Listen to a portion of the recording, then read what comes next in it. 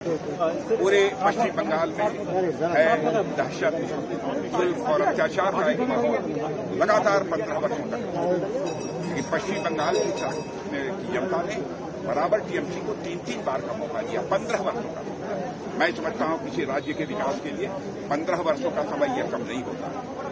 देश में बहुत सारे ऐसे राज्य हैं जिन राज्यों ने केवल 5-8 वर्षों के अंदर ही अपने राज्य का विकास तेजी के साथ किया है।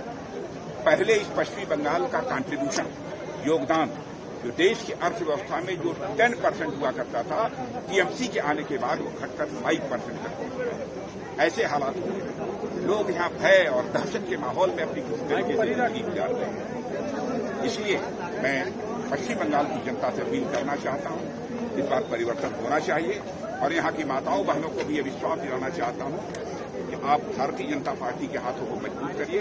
हम इस देश की, हमारे प्रधानमंत्री मोदी जी ने इस देश की महिलाओं को लोकसभा और विधानसभाओं में 33% का आरक्षण देने के लिए पूरी तरह से प्रतिबद्ध हैं।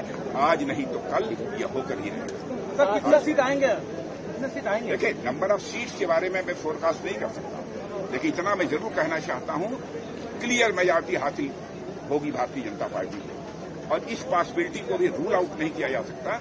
यहां पर भारतीय जनता पार्टी को 2/3 मेजॉरिटी हासिल हो। मैं यहां की जनता से ये अपील करना चाहता हूं, इतनी कड़कड़ाती धूप के बावजूद इतनी बड़ी संख्या में लोग इस पदयात्रा में मौजूद थे।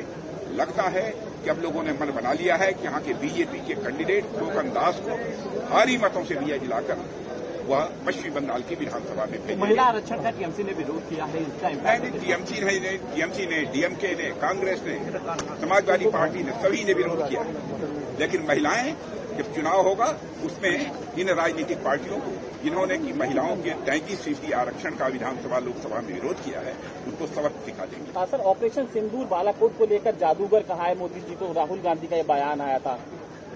नहीं, वो उस पर जो बोलना था मैंने 1 मिनट में बोल दिया था संसद में।